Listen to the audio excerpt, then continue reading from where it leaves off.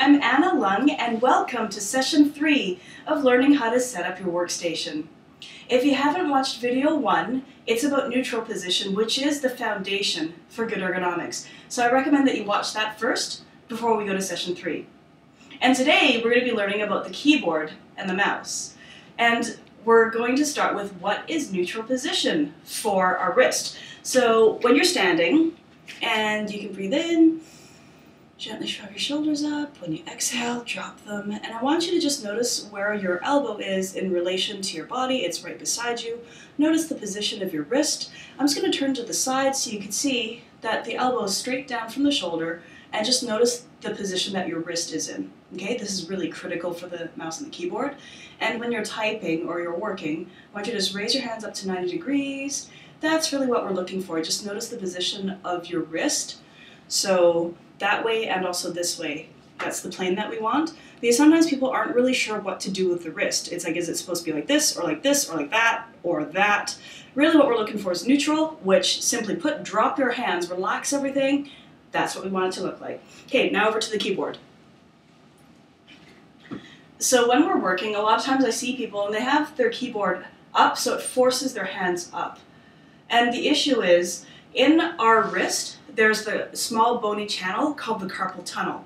And we have tendons that run through there, and when we move like this, it's rubbing a bit on that carpal tunnel, and when we are at an angle, instead of in the neutral position, it causes more strain. So you can test that out yourself a little bit right now. Move your fingers where it's neutral, put your wrist in a weird position, and then move it again. You notice that, right? And imagining that 40 hours a week, okay?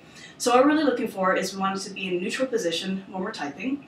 So sometimes that may involve people taking the feet on their keyboard and just dropping it.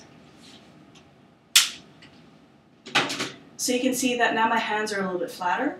And sometimes if you have a fully adjustable keyboard tray, you may actually even put a negative tilt, which means putting it this way a little bit to help have your wrist in a neutral position. Now the next thing we look at is the angle that our wrists are at. So this is when my arms are in neutral position, so you could test that out yourself by, once again, dropping your hands by your side and then just see that position.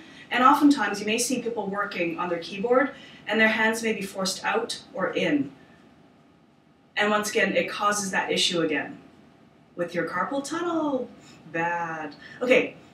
So you're going to want to notice where that is for you, and you may have to have a different size keyboard to work with that. So you'd want to go to your local supplier to help you with that, but if you're finding that your wrist is getting some weird stuff going on, you may want to check that out, okay?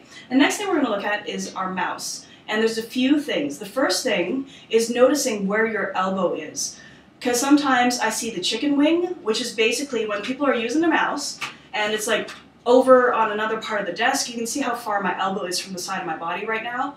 And just going back to session 1, stick your arm out like this, and imagine sticking your arm out like that all day, 40 hours a week. So when we have our mouse really far away, our elbow really far away, it's the equivalent of sticking our arm out all day. So we want to bring that in. We don't want the chicken wing. We want to have chicken wing with beer, but not when we're working. And the next thing we look out for is the windshield washer mouse. And you're like, I have a windshield washer on my car. Okay, great. You don't want that when you're using the computer. And I'll show you what that looks like. So when you have your mouse, sometimes we'll be using it like this, like a windshield washer. We plant our palm on the desk, and then we move it like this. Going back to that whole carpal tunnel thing, this equals unhappy carpal tunnel. Don't do it. Notice it's like shaking your head. No, don't do it, okay? So now the question is, how are we supposed to use the mouse, Anna? Good question. Thanks for asking. So what we want to do is, from the neutral position, we want to have our elbow nice and close to our body, and our wrist stays still, and we actually move from our elbow. I know, it's a little bit weird. Test it out, test it out. Okay, windshield washer? No, shake your head when you do that. Okay, practice with me. Okay, great. And now, keep your wrist neutral, don't move it, and move from the elbow. I know it's weird, right? Okay.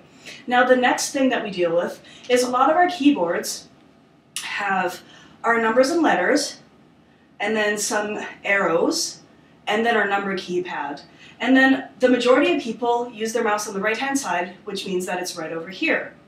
Now the issue is, when we're centered and we're typing, and then we have to use the arrows, and then we have to use the numbers, you can see that what would happen is you would start having your elbow move farther and farther away from your body.